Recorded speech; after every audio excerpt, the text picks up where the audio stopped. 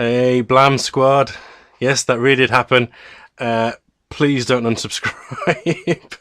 Anyway, moving on from that.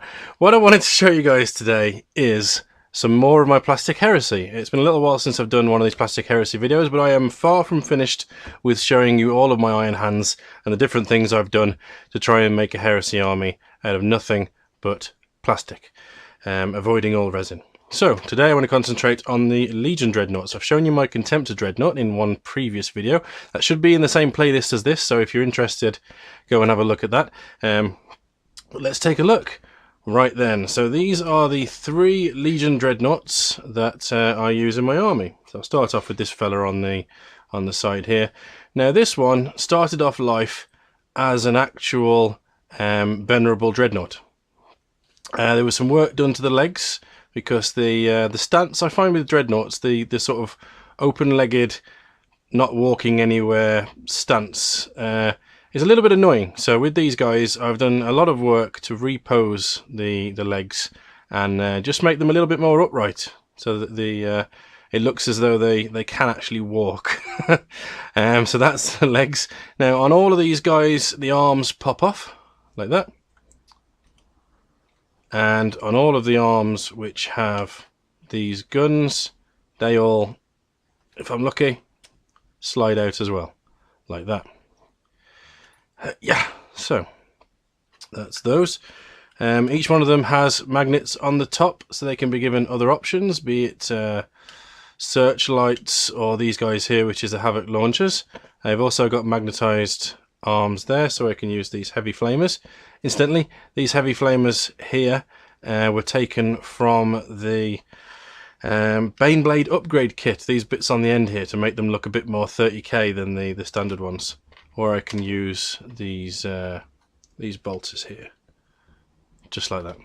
Although I prefer the flamers because my force is a siege force, so they're designed for Zone Mortalis type excursions.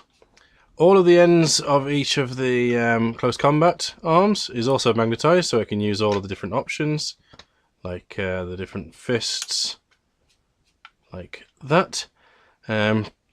Sorry, I'm getting distracted by my computer, which is having trouble with the screens. The screens keep blinking on and off, so if I have weird pauses, that's why. Yeah, other than that, they're just painted in my normal Iron Hands way. Yeah.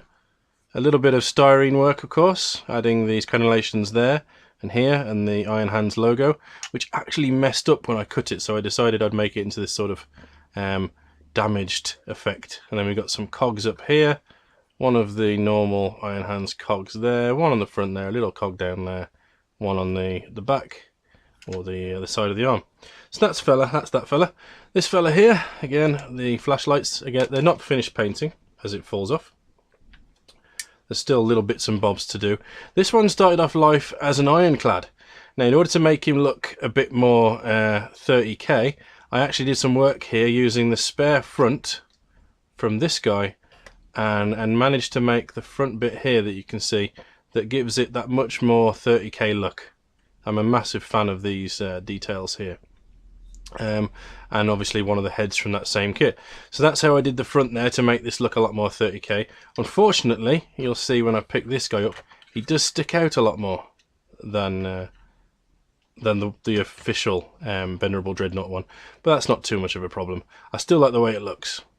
Now, the triple heavy bolter, is it triple or 6 heavy bolter setup that you get on the ironclad Dreadnought isn't a thing in 30k, so instead I decided to use the missile launchers that are supposed to be mounted on here, bunged them in the same thing, and there you go. We've now got a missile launcher on the side there. Done the same to this guy. He's got all sorts of cogs and details all over him. Again, magnetized in the same way as the last guy. Just, yeah, really happy with how this guy came out, so that's him. Last one. Now this is the rather unique one. Now this one's been called a Dreadnought. I think you can guess why, because he's on these cool treads. Same deal again. His arm is pointing down. All the same magnetizations, arms come off, all the rest of it. The main difference with this guy is that is this basically. I've added these track bottoms here from the destroyer kit from Mechanicus. So I've done some work to the top here using part of the legs and also some styrene and some bits from the destroyer kit to make it look like wires are going into the bottom there. Otherwise, it's a fairly standard lower half of the destroyer kit. And obviously this is just magnetized on the bottom, he pops on the top, bish bash bosh, keep moving that.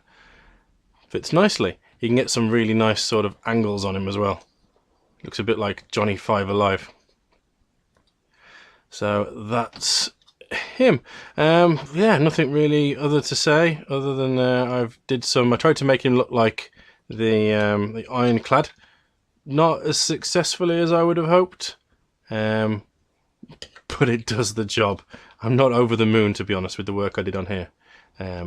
But it is what it is. He's done now, and I can always buy another Dreadnought and stick him on the top. And that is those guys.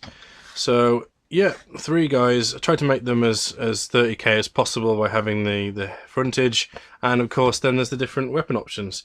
One thing I am working on at the moment is a Flamestorm cannon for these guys. I've got 2 of these Flamestorm cannons. Just trying to work out how the arms would go together with the big old tanks mounted on the back like that.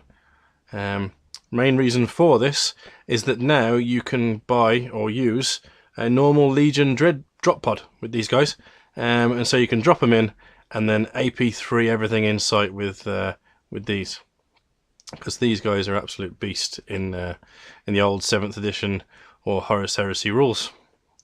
And I'll obviously go on 1 or 2 of those, and I'll get some more drop pods as well, and have a play with how that works with the army.